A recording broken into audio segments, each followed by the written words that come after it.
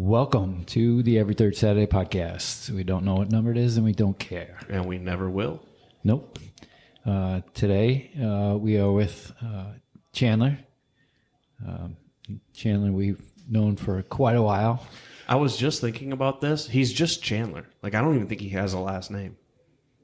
It's just Chandler. I mean, I do, but there are like 6 of them, depending on which social media site you go on or who you talk to. Or exactly, yeah. Okay. Yeah. Got to keep it changing, you know.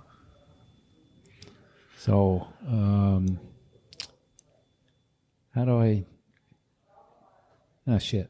Well, so a little bit about Chandler, right? So he's been involved in a number of different things to help support ETS, whether it's through the 2nd Brigade Motorcycle Club, which we'll talk about, or through just what he does day to day in the veteran community. But it really started with a large winter coat drive. And they've done that for a number of years now. And he's just been a really awesome pillar in the veteran community. And we're just happy to have him on today to continue to talk about how we can help vets. You said what I couldn't. Exactly. Thank you. Yin and yang, yin yang, whatever. So with that being said, Chandler, just tell us a little bit about your military. We'll start with your military experience. Why don't we start there? Well, thanks, guys. I just want to say thanks for having me on, and it's a big pleasure to be here. I love coming here and hanging out with you guys any chance I can get. So to get to do it for work now is really great. So my military experience is interesting. I grew up in a very military-heavy family. Joined the Army instead of the Marine Corps, like all of my family. So, of course, you guys can... And the other 2 sitting at this table. Yeah. So joined the Army in, 2011. Did split ops in high school because I was just raring to go. Yeah. Needed to get out of mom's house, needed to get out of New Mexico, and just wanted to go. Yeah. So recruiter signed me up, was like, yeah, you'll do this, you'll do this. They put me into a reserve contract, and they were like, yeah, as soon as you graduate, you go active duty and you do everything that you do, and it's great. So took a job I didn't want, went into the reserves, did it all, graduated high school the next year, went to go active duty, drawdown was happening. They were like, yeah, we don't really need you right now. We got enough people coming in, so try again in a couple months. Went to college, ended up doing the college thing and everything, stayed in the reserves for the whole 6 years. Okay. Had a mixed bag of the time. Mm-hmm. I think the biggest thing I took from my service was that I didn't necessarily like the Army, but I loved soldiers. Yeah. And that was a big thing for me. So when my time came for my contract to be up, I was pretty much done. I was like, yeah, I'm good. Like I found a way to work with soldiers in a volunteer aspect, and then kind of branched off into that to working with veterans in general. And beyond that, I found what I needed. Okay. So now I spend my time, I work with Lutheran Social Services as a regional care coordinator for our CORE program, working specifically with veterans all across the state. And then in my free time, I'm the state president for 2nd Brigade Motorcycle Club. It's a motorcycle club built up of both veterans and non-veterans with the specific purpose of honoring veterans, their families, and the sacrifices that they've had to make. Yeah, that's awesome. I know a lot of people, when they think about motorcycle clubs, they think like Hell's Angels. And I'm not going to lie, the first time I saw you guys, like you're always the one who takes your colors and like turns them around and flashes the patch and everything. So, I mean, it's been really cool to actually get to know you and understand like how you guys operate and things like that. So, just for you thanked us for being here. I want to thank you for the continued work that you do, especially in support of our organization. No, what you guys do is fantastic. I first got turned on to you guys by the nurse over at the Community Resources Center for Vets, Lisa. Yeah. And she had done some work with you guys and had brought up the idea of doing a winter coat drive.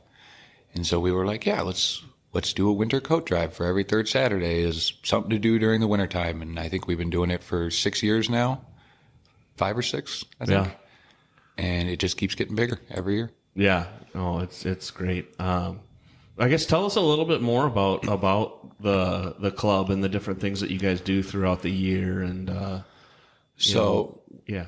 2nd Brigade was founded in the late 90s. by the sons and nephews of Vietnam veterans. Okay. The express purpose was giving somebody who necessarily didn't serve or people that did serve, because we have both vets and non-vets, a place to honor veterans and their families and their service and a way to give back while also enjoying motorcycles because they're fun. Yeah. So in Minnesota, we primarily focus on kind of three key areas. Veteran suicide. I mean, as you guys know, 23 vets a day on average commit suicide. So anything we can do to raise awareness or funds for groups that are trying to combat that, we love to do. Yeah. Veteran homelessness. Minnesota does a great job of working with vets who are homeless or near homelessness, and anything we can do to kind of support. And you guys know you do a ton in that area. Mm-hmm. And then lastly, one of the things we try to do is just give back, to vets in a small way. So we have our Operation Blitzen event that we do during the wintertime. Mm-hmm. And that's really fun. So I guess our biggest event of the year would be our annual Bikers Against Soldier Suicide Run. We've got the 11th annual one coming up on July 19th. Yeah, and you called it a bass run or a bass bash, and I immediately went fishing, which anybody who's listened to the podcast for even probably one other episode or knows me at all would understand why. I can't tell you how many times I get that, or we get bass all the time from guys who like car stereos. Mm-hmm. It's one or the other. But it's Bikers Against Soldier Suicide. We've been doing it for 11 years now. Okay. It's a ton of fun, man. You guys have been, was it 4 or 5 years ago, I think was the first time we had you out? Yeah. So we start off this year we're starting at Elk River Harley-Davidson, taking a nice rip through kind of the northern area of the cities, coming up and ending in Forest Lake at the American Legion. We're going to have a huge concert, multiple bands. War Party is a native rock band, really, really cool. They do like painted faces and everything. The guys are awesome. Okay. Thomas Stika is a country singer from St. Paul. He's going to be going on. And then our headliner is Jake Nelson. Okay. And Jake just won, the Midwest Country Music Association Band of the Year last year. Wow. They put on a absolutely phenomenal show. He's playing down at like Canterbury and all kinds of places. Okay. I mean, he is fantastic. Yeah.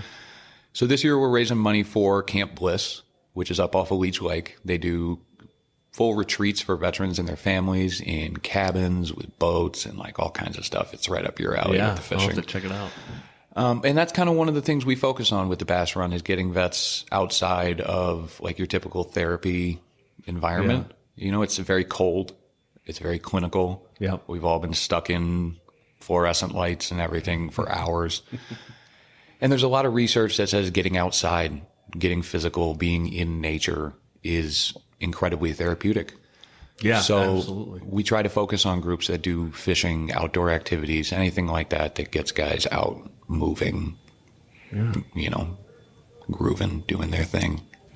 Well, and that's what it's all about, and that's why whenever I tell my story, I talk about how important fishing was. Doing it from growing up to going through a major depressive episode, which was tied to post-traumatic stress, and just being able to find joy in doing that again was just incredible for me. But yeah, so you're the state president. Where do you guys have chapters, or is it kind of one group, one shot? So we have a couple. We have chapters in a bunch of different states. They all kind of focus on their own different things, and I won't really get into what they get into because they're much better at talking about it than I am. Up here, one of the things that we kind of come together and do really well as a state is this coat drive. It's one of the things that we kind of branch out to different areas of the state. And we do delivery boxes all over from Pine City to, Elk River, down south, everywhere. And that's one of the big things for us, at least here in Minnesota, is focusing in Minnesota. Mm-hmm. Giving back to vets locally, making sure people's money stays local, their time stays local. Yeah. But to answer your question more directly, we're kind of all over the place. Yeah, that's awesome. So you said something that I want to come back to. The Army wasn't your gig, but soldiers were, and I think anybody who's been in longer than 4 years, you kind of realize that you move away more so. So like I was a mortarman, right, by trade, but as you continue to get promoted and you get put into different leadership positions, like you can get so far actually removed from your actual job. So now instead of, giving fire commands or, being part of a fire team in combat, I'm now making sure my guys are doing that stuff and doing it well, right? And making sure they've got what they need. So talk to me a little bit about how or when you noticed that change and kind of how that brought you to where you are now. And, I know you said you started volunteering, but then to continue it into work. Just kind of talk to me a little bit about that.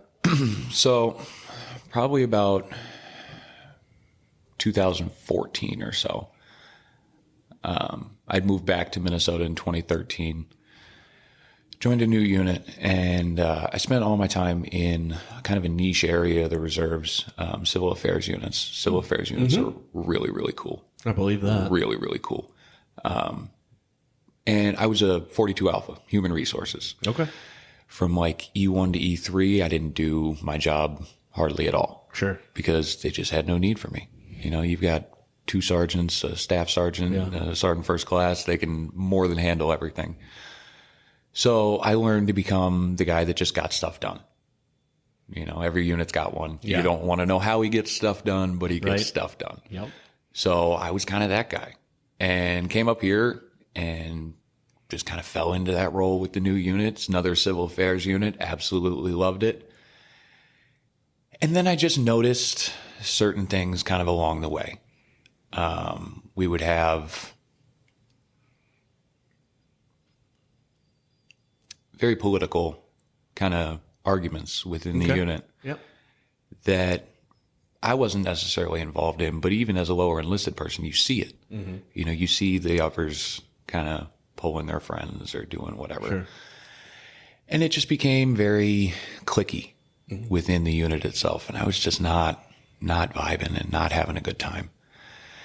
And a bunch of guys were like, you should transfer out because you're human resources. You can go to any unit in the Army and just go to a different unit. Go to a different unit. You'll love it. Go to a transpo unit. Switch to the National Guard. Go active duty. Do all this different stuff. And I tried to go active duty. Thought about going to the National Guard because the Minnesota National Guard's freaking awesome. Yeah. I mean, their facility in Arden Hills anyway is crazy. Yeah. And thought about that. Decided to just, go ahead and get out because I was unfulfilled. I was completely unfulfilled in the Army. And I think if I would have gone active duty the entire time, from high school, straight active duty, I think I would have excelled in the military. Sure. I was good in the military, but I didn't apply myself the way I needed to. The reserves is easy for high school kids to kind of mess around in. You only go 1 weekend a month, and then there's not a drill sergeant after basic training saying, hey, go run 2 miles. Right. Don't get fat. Don't eat that. And I fell into that. And so I got out of the Army in 2017. And I fell into really bad habits that I'd had before I went in that I was just like, oh, hey, I'm not in it anymore. I can party on the weekends and, do this and do that. And then it comes into, oh, hey, it's Tuesday. I can do this and I can do that. And then it's, oh, hey, I don't have to pay my rent because I'm going to go do this. Or right. Hey, it's a day that ends in Y. Right. So like a lot of guys, I found not having a purpose as soon as I was out. Yep. And even though I had just come out of the reserves, like that was something that I was like, hey, I kind of defined myself off of this.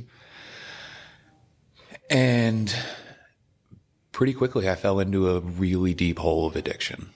Okay. I was only about 1.5 years of serious usage. But I was homeless. I was jobless. Yeah.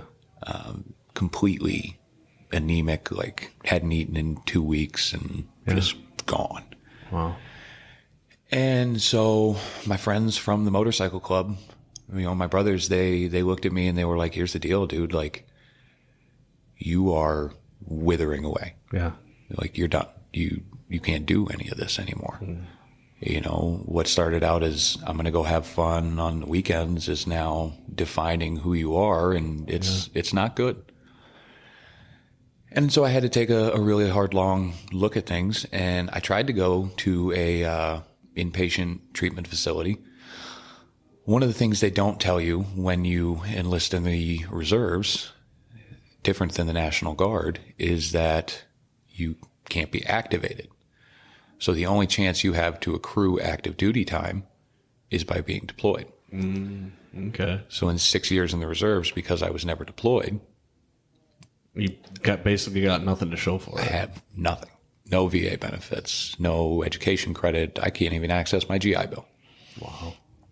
There is a deal where I could like sign away my GI Bill and get a little bit of it. And I'm sure there's people that are watching that are like screaming into the TV, like, there's so much stuff you can get. There's so much. And let me know, please. I'm open to whatever I can get my hands on. But, that was one of the things that I was like, okay, I'm going to go to the VA. Like, VA's got great treatment plans. They got all this. And they were like, you don't qualify for VA healthcare. Sorry. So I went to a county hospital and they were like, cool, you need a Rule 25. So you have to go see a therapist, go see somebody, get that done. And I was like, okay, but I need to go in now. Yeah. And the lady looked at me and she's like, how long have you been clean? And I was like, 3 days. And she's like, yeah, that's not gonna. And I literally looked at her and I'm like, so if I went out in the parking lot, used and came back, I could get in. And she's like, yeah, because then it's an emergency. And I was like, I'll just do this at home. Thanks. Wow. And that's the barrier sometimes for these guys, just getting help. And Right. I was, a year and a half in, like not even super bad, just needed to kick it. Thankfully, never done it again. 6 years, I think. Super clean, doing good. That's awesome. Congrats. Big shout out to my wife. She is the only reason I really made it through it at the end of the day. Yeah. And yeah, it's one of those things that a lot of guys deal with. And it's something I only got a small taste of, the dark hole that is life when you kind of lose that thing that you define yourself off of, even for reservists. I'm in the military. Well, yeah. And I mean, a lot of times you find guys that do the guys or gals, excuse me, that do the reserves, or I mean, even active duty, and they're like, well, I'm not really a veteran. So the fact that you can even embrace that is awesome. But yeah, I mean, I think you're kind of selling yourself short too. I mean, a year and a half. I mean, that doesn't sound like just a taste, For me, who's never. I mean, alcohol was my drug of choice, but like, who's never used hard drugs, right? That sounds like a year and a half of 18 months of agony. I meet guys on a regular basis where they're 20 years clean after 20 years of using. And some of the guys that come to this meeting have been sober longer than I've been alive. Yeah. And they used for, almost twice as long as that beforehand. Yeah, exactly. And I'm just, I don't know. I don't know how you could do it. Yeah. I completely lost myself in that year and a half. And if it would have been longer than that, I probably wouldn't have pulled out of it. Yeah. Like I said, my wife is the greatest. Yeah, the wife in the club. I mean, we talk about that all the time. That's what we strive to be here, is just that community that folks can feel like they belong to. And that's I think what you have to find is the sense of community, whether you find it in your friend group, your work, whatever it is, a place like this, wherever, you just have to find that. It's what the military was giving us. It was, these are the guys you call. Right. And then on top of that, being in the circles that we're in, we were able to cross paths, and that's how you expand your circle too, right? Yep. Like, you kind of size each other up at first, like, what's this guy all about? And, but eventually you realize that you're all trying to do the same thing. Yeah. And, and that's just, I mean, I every time I hear somebody's story, it gives me chills, because it reminds me of my own. And I was just talking to, Nick from CCO, I think he was. But that's the power of a story, right? Like, the more you tell it, the less power, less control it has over you. Mm-hmm. And the more power it gives to somebody else. Because if they're in that same situation, right, maybe they're at 17 months or they're at 19 months. And like, oh man, this guy did it at, a year and a half. That's 18 months. Like, I'm right there. I could do this too. So, yeah. Well, and it's, so after I got clean, I was still kind of, AA calls it the dry drunk mindset. I like the AA system. I grew up in it. My mom's a recovering addict, I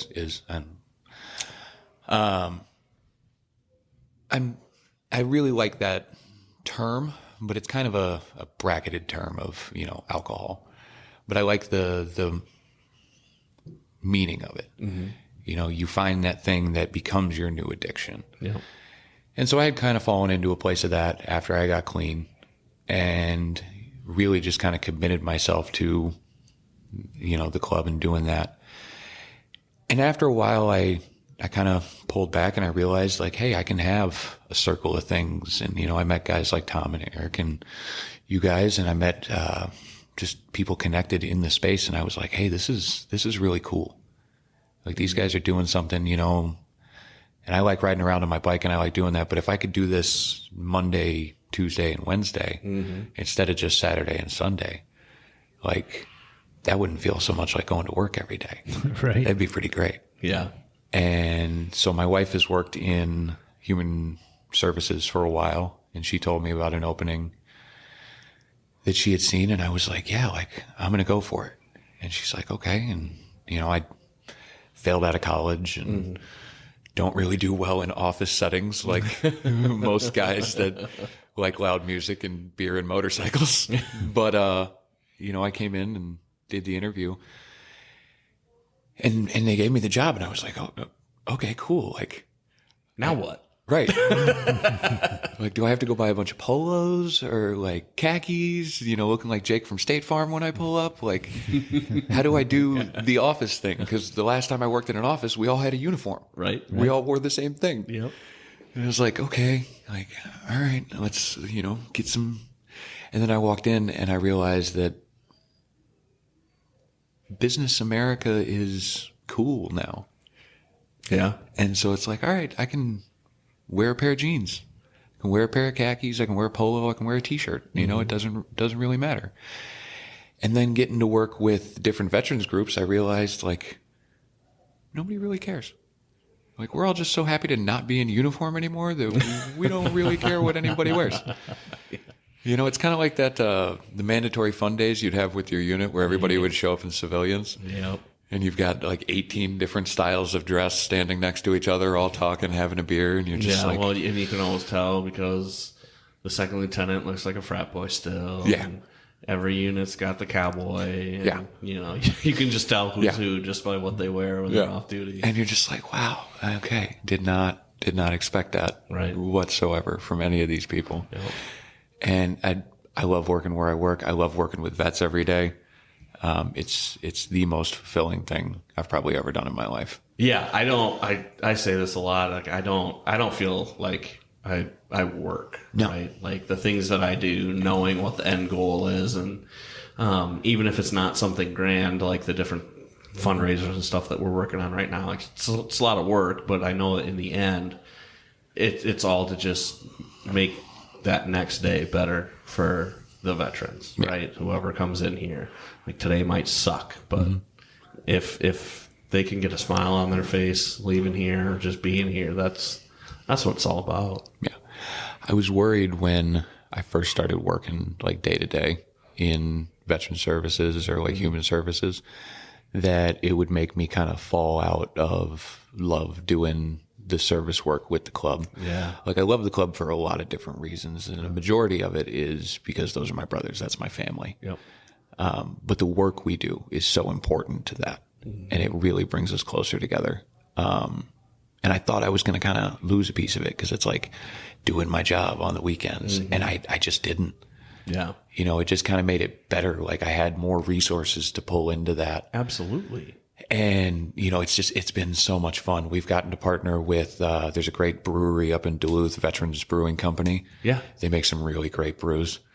And so we've been up there a couple times and I got connected with them through work and then found them with the club. And I was like, yeah, no, like we got to go up here. Yeah. And it's just great. It's just great. We took a ride out. Where was that? Like 2 weeks ago, we went out to like Granite Falls to Fagan's World War II Museum. Okay. The planes. Have you guys been out there? No. Oh, it's so cool. So they have like I don't know, probably 30 planes, like the Mustangs and like bombers and the old like World War II foldable wings that go on the aircraft carriers. Everything flies. What? It all flies. They were doing training exercises in like the Navy bombers in the morning, and like we're coming in on the bikes and there's these old World War II planes just dive bombing in and everything. Oh, it was so cool. And then we're sitting there and some family, like a guy and his wife showed up from Iowa. They just flew in their 1980s Russian MiG. What? Yep, just parked. And we're like, oh, cool. Like the museum brought this out. And they were like, no, that's a guy. Like That's he just, private collection. He just owns that. Jeez. And so like he took off for us and did the whole thing. And we were like, this is really cool. Like there's a lot of really cool stuff, you know, that we get out and do. And that's one of the things that I love about the Bass Run specifically is it brings us people from all over the state. What was it, 2 years ago? We did the Clay County, Cass County Emergency Fund. So it's Fargo Moorhead. Yep. And what was really cool about that is the 2 county veteran service offices, different states, totally different deals. But, you know, Fargo and Moorhead, it's like Minneapolis and St. Paul. Yep. They came together and started a veterans emergency fund that's completely outside all the bureaucratic crap of each state and the Department of Veterans Affairs and everything. It's run by the 2 CVSOs. It's a completely donation account. And they usually pay guys out within like 72 hours. Wow. They've used it for emergency bills or like getting guys tools because they got a new job. Yeah. Just fantastic. Yeah. And so we find these little things, and that's what I love is people send us these little, you know, hey, this group just started up Yeah. and they need some help and they're doing something really cool. And that's how we got connected with you guys back in the old building. And, That's right. you know, I think it was Lisa was like, hey, you should check out this guy, Tom. Like he was working out of a trailer for a little bit and now he's got this building over here and you were just trying to buy. The service station. Yeah. At Yeah. that point. That's right. And she was like, yeah, he's trying to get this building over here. And we were like, okay, like Tom sounds cool. Like, let's go check it out. And I remember meeting with you in that tiny little cramped office when you like come around the corner. Yeah. And, oh, it was so great. And then like the old Ricks and everything. That's right. And I was just like, yeah, like Tom's on to something. And then we did the Bass Run. And then it was like the next year, all I saw was like article. And I was like, yeah. And then, oh God, I fell off for a second and then I came back in once you guys opened the center. Yeah. And I was just blown away. I'm still blown away. Blown away. I mean, and it still continues to amaze me that like this is where I get to be every day, you know? Oh, it's great. I love this place. I literally told my boss, like, you have to yell at me if I'm there too much.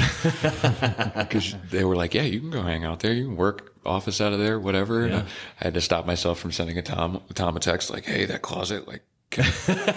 Well, and that's kind of, you know, what we saw for this place and what we do a little bit too. Like we're talking with you about coming in, you know, once a month and doing that. But we bring in, you know, MACB and CRRC are here on this I'm going to screw this up. Every second Friday and every third Saturday. So they call it ESF at ETS. But that's what's so great about this space is we've got enough space. Like the VBAs is here every week. I mean, that's, you know, that's just, you know, Tom's vision coming to life. And I can sit here and say how cool it is, but you know, what is some of this stuff actually happening mean to you, Tom? It feels like it's always it's never done. Yeah. It's never complete. There's always a gap to fill. And, you know, veterans have taught us everything we know and, they inform us, you know, of what is in need in the veterans community. And we just try to meet that need. Yeah. It's cool. It's humbling, this building and all the support that we've received. You know, things like the Bass Run and people have just believed in us, and that's humbling, and it makes me really feel a sense of responsibility to keep that trust and make sure that we make people proud. Yeah. One of the crazy things when I was at the first bass run God, I'm 31 now, so I'd have been like 20, 21, something like that at the first one. I had a horrible like red mohawk. It was so bad because I feel like you still had a mohawk when I first met you. I probably, but it was not even like a mohawk. It was like a faux hawk that somebody had like taken an iron to and flattened it because it was like a 3 on the clippers, but it was like half the size of my head. So it kind of just looked like, you know, some weird like WWF animal, like a wannabe thing. And I had dyed it red, like bright red, when I already have red hair. Right. Just horrible. But standing there, you know, I'm at the first one, and I think like 15 people showed up, and we made, you know, a couple $100 that we donated, and it was great. But like standing there, I was like, oh God, you know, this is the first annual. Like now I'm going to the 11th, and I'm just like, how are we there? Right. Like I have 2 kids and a wife now, and you know, at the first one, I was a guest. Like I was just there as a guy, right, as it was being hosted. And now, you know, I'm one of the guys planning it every year. So that kind of leads me into a question. Like when you were sitting way back in the VA parking lot with your, you know, trailer behind your truck, what was like the goal that you had then, and how far past that are you now? And how good does that feel? The goal was always to, whatever we did, to make sure we did it with a sense of community. And I always tell the story about how we started with card tables, and we had the clothing in cardboard boxes. And the veterans would have to kind of dig through the box to find their size or whatever they wanted. And it didn't take long, only a few times where we realized that's really undignified. And so instead of having them in cardboard boxes, we folded them, put them on tables kind of in sizes. And you could see the demeanor of the veterans change, where it wasn't charity anymore. Right. It started to become a relationship between us and them, almost like a circular relationship, you know, where we're no better than them. You know, we're all just human beings trying to make it in this crazy world. And, and so it was always about community. And so everything we've done since then has been considered through that same filter. Yeah. Can we do this in a way that includes every veteran who wants to be included? And if we find something where we have to exclude a segment of veterans for whatever reason, then we don't want to do it. That's not for us. And so, you know, I've heard of organizations that will only support post 9/11 veterans. Okay, I mean that's their prerogative. Or, Right. I know there's some that'll only support combat veterans. Right. Okay, that's cool. But we've never wanted to segment people like that. Yeah. If you're a veteran, you sign your name on the dotted line, put your hand up. You're cool with us. Yeah. And Well, and I think that's why we click so much, because that's how Second Brigade is. You know, you signed. Yeah. End of sentence. You signed. That was the deal. There was the check. You signed it. Yep. That's it. Yep. You know, and I love that about you guys. You know, and I think you guys recognize, as much as kind of everybody working in this space now, that veterans are changing. You know, from when we were kids, veterans were, you know, kind of stoic, you know, usually clean shaven, didn't talk about too much, or they went totally opposite and they were, you know, big, burly, loud, big beard, fighting everybody guy. And it was kind of one or the other. Right. Yeah. And that's really all you had.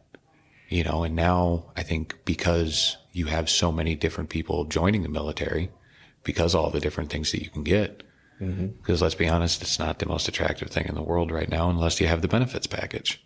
Yeah. So with everybody that's getting in for that, because college, healthcare, everything else, It's expensive. yeah. Yeah. And it's not a hard job. No,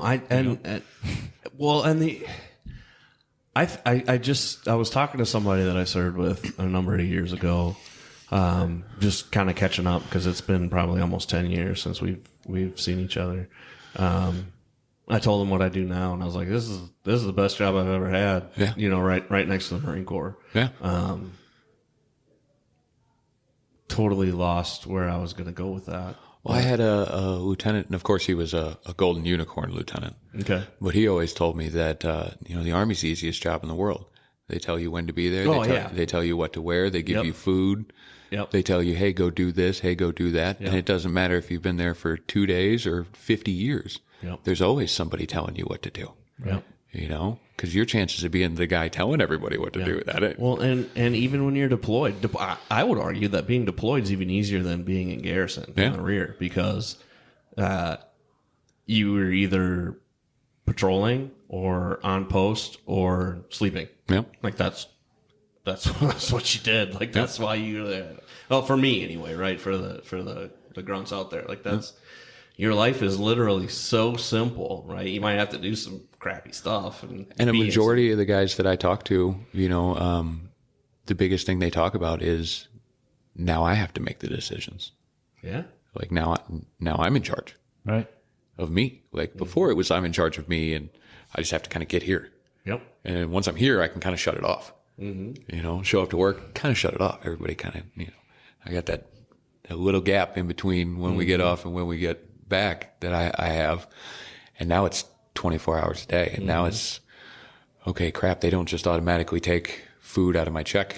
Right. I have to go buy it. Right. Well, it's now don't walk into the chow hall and there's like 14 options ready to eat. Right now, I got to make something for dinner. Yeah. Yep. And so there's a lot of guys who talk about, that misstep of, that's kind of the biggest thing they don't train you for. Like we've all sat through those trainings of like, hey, when you get out, don't fall into predatory loans. Don't go to the car dealership and buy something at 38%, all that kind of stuff. And, they try to teach you about buying a house and doing all that stuff. But kind of the same thing as high school is nobody sits there like, hey, you guys have to do taxes.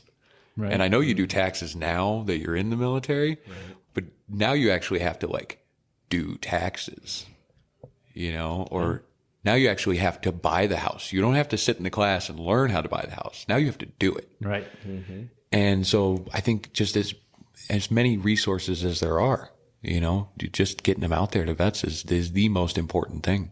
There's so many different things that can help you really do whatever you want. Yeah.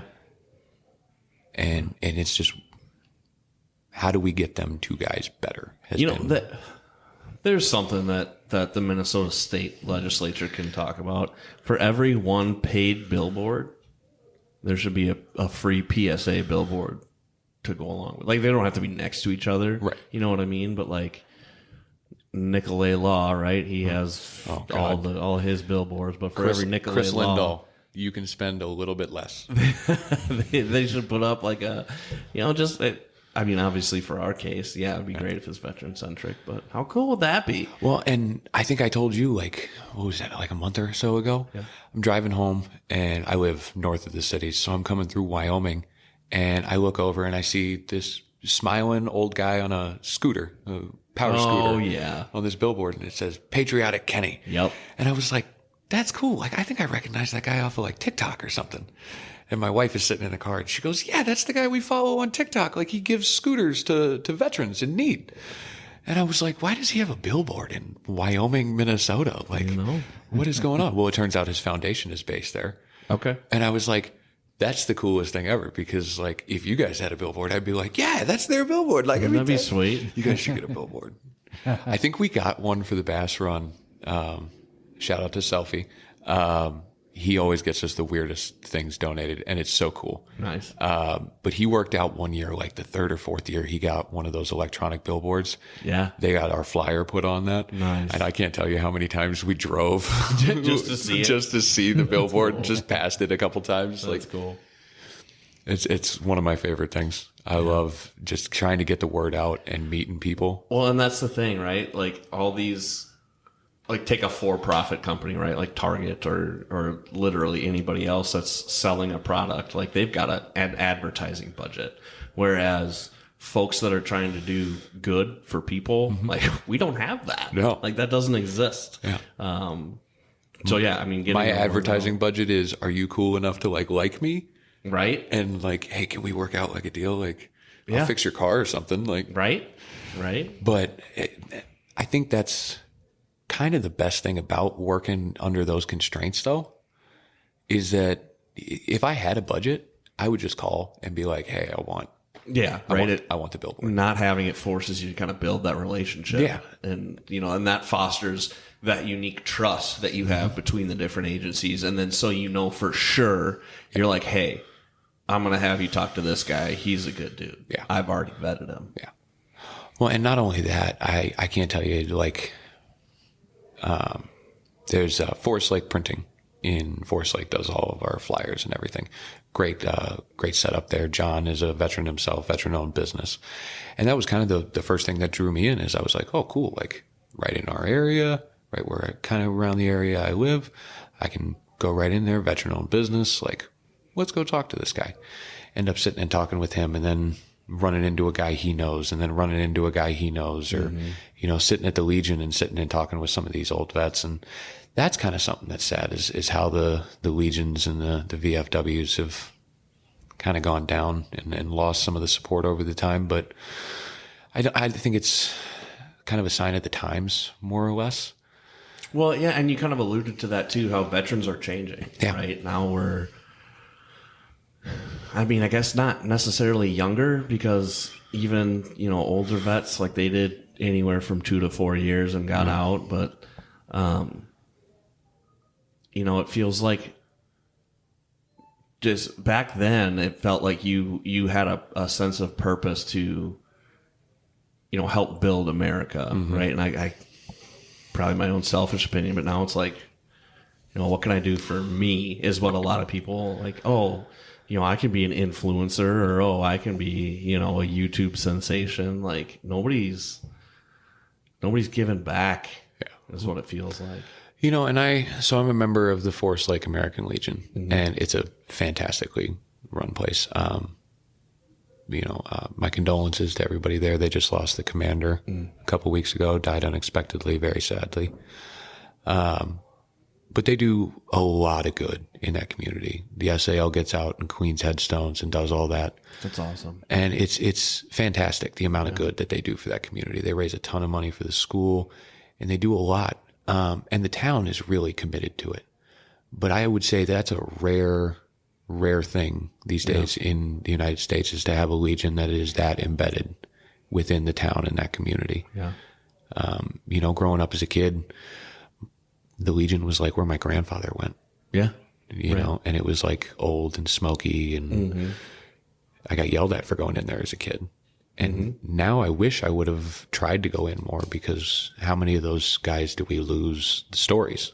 And we lost guys who were there doing stuff, and they didn't, I didn't hear it. So, I lost out on that. And it's just one of those things that getting veterans together with the community in a space is, I think, something that's important, and something that you guys do really, really well. Rick's I love, because I was over there the other day, and I remember when you guys first opened it as like the full on coffee shop, and I was like, I didn't really get it at first, because I was like, oh, okay, like at the old building it was just like Rick's the coffee shop, like you come in, you pour a cup of coffee, you hang out. And then Tom was like, no, we're gonna open it up as like a full on coffee shop. And I was like, Tom, are you gonna like try to compete with Starbucks, bro? Like, yeah, head to head. I was going down. I was like, okay, like, this is South Minneapolis. Like, there's a Starbucks like every 5 minutes. And I was like, I had my doubts. I was like, I think it's going to be like a bunch of veterans and guys like Amos in there, messing around with the laser thingy on the cappuccino. And I walked in there, I think it was last week, I walked in there to grab a cup of coffee on like Tuesday, and it was packed. Yeah. And there was like people at every table, and like hipsters and everything. And I was like, yeah. Yeah. Community, man. Yeah. Like that's the whole And that's point of it. the whole thing, is you guys, with the proximity to the VA is one thing, but you guys have really done a fantastic job of just kind of pulling in this community, and not only just the community around where you're at, but the veterans community in general. You know, there's literally not a person that works with MacV or anybody that I've talked to that's like, I don't like those guys. Well, good.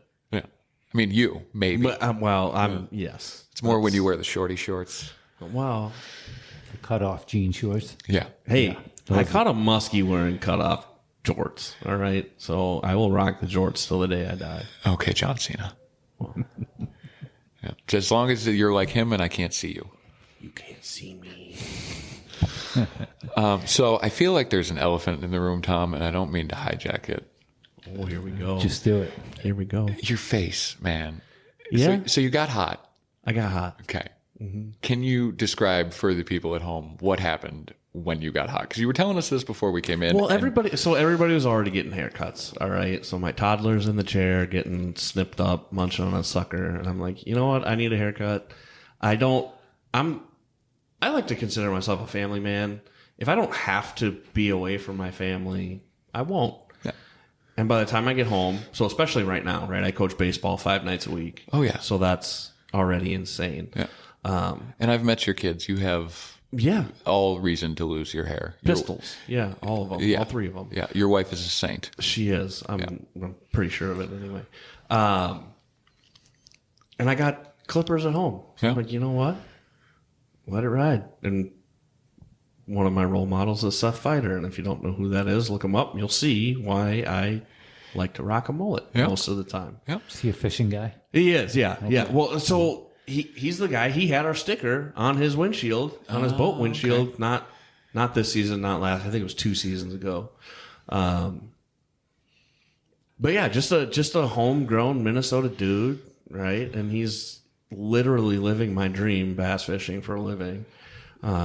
The only thing I can think of right now is now that I think about it and I look at it a little bit more, and I had a little bit of time to percolate, and more or less I've come out of shock. There you go. It's given me like 2002 John Daly at the Masters vibes. Well, exactly, like, right? So you've got the golf tournament coming up. Exactly. So he's just going to rock a pair, Excellent segue. A set of Zubas. Zubas. That's not a bad. I have tried for the last 3 years to win best dressed. Yeah. And I come short every year. Get like 16 cans of Diet Coke. At least. Yep. And a Snickers bar. Yep. And that's it. That's all I need. Yeah. Just a John Daly cosplay all through the ETS golf. It's perfect. Yeah.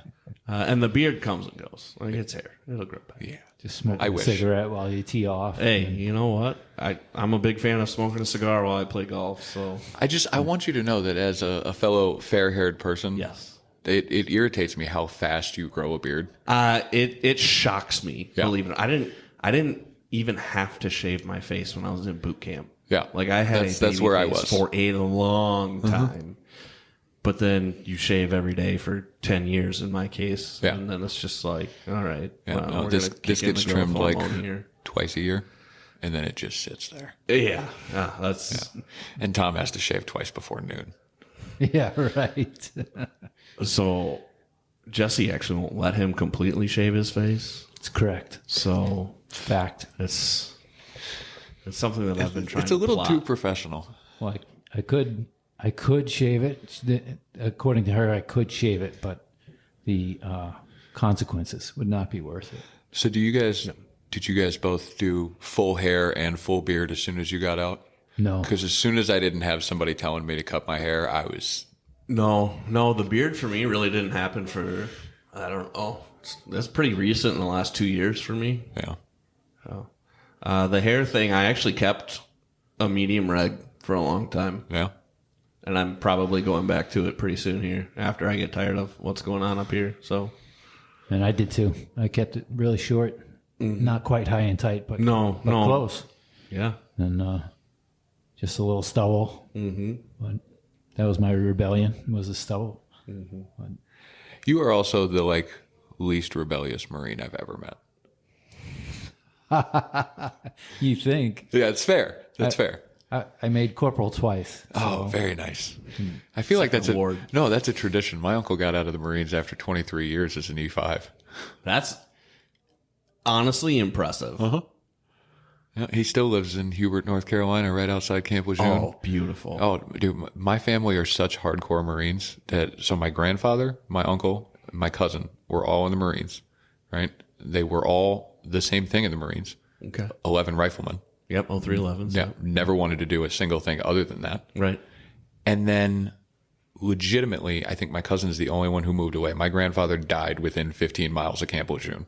Wow. My uncle still lives within 15 miles of Camp Lejeune. He's never leaving. Yeah. Like, and then I joined the Army.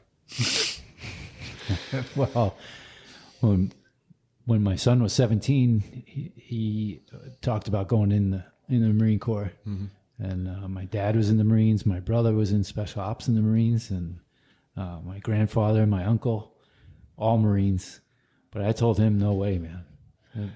Really? I wish somebody would have told me on that line if you're going in the Marine Corps. I wish Really? somebody. Oh, Yeah. dude, I would have joined the Coast Guard. I wish somebody would have told me to join the Coast Guard or the Air Force. Well, yeah. Like one of the two. Coast Guard, get like Miami or something cool. I got a buddy who just did 20 years in the Coast Guard. He never left Missouri. He's been in St. Louis, Missouri on the Mississippi River the whole time. Really? Yeah. Wow. Active duty, 20 years, never left St. Louis.